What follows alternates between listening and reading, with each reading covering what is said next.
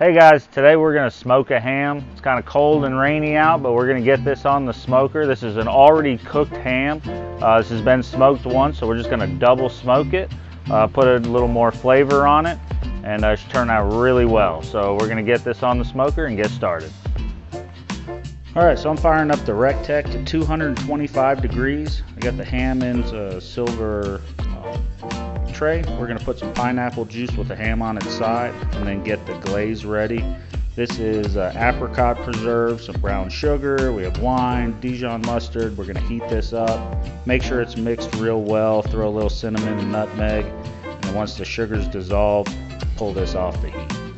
Keep basting that ham throughout the cook, and then about 3 hours in, we're going to baste the glaze on it, just paint it all over, and then you can flip the ham down so the cut side is down, and then just keep cooking till 145 internal. Enjoy.